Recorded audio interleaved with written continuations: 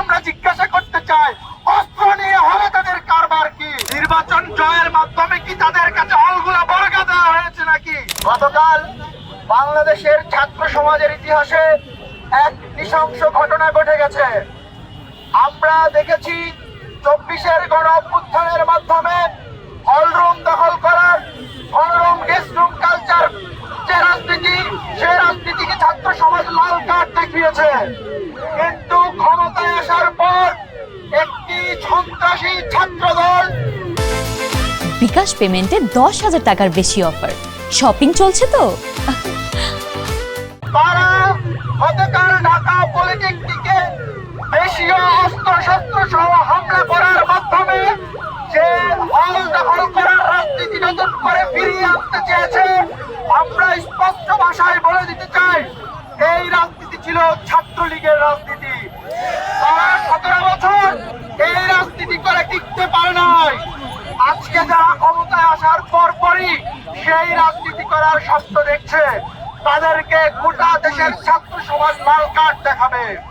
আমরা ভুলে যাই নাই তারা বাংলাদেশের ইতিহাসে প্রথম গণরুম গেস্ট রুম কালচার চালু করেছিল। তাদের সেই পুরনো কালচার ক্ষমতায় আসার পর সেই সন্ত্রাসী ছাত্র দল আবার চালু করতে চেয়েছে। আমরা দেখেছি গোটা দেশেই তারা নারীদের উপর হামলা করেছে। তারা নির্বাচনে জিতার পরে তারা এদের বিরোধী দলের উপর হামলা করেছে। তারা আজকে বলছে যে নির্বাচনের পরে হলে থাকছে কিভাবে? নির্বাচন জয়ের মাধ্যমে কি তাদের কাছে হলগুলা বর্গা দেওয়া হয়েছে নাকি? যারা হলে যে সমস্ত শিক্ষার্থীরা থাকে, এটা তাদের নৈতিক অধিকার। যারা ছাত্র সংসদ গুলোতে লাল কার্ড পাওয়ার পরে শিক্ষার্থীদের কাছে জিজ্ঞাসা করে তাদের হলে থাকার অধিকার কি, বরং তাদের কাছে আমরা জিজ্ঞাসা করতে চাই, অস্ত্র নিয়ে হলে তাদের কারবার কি?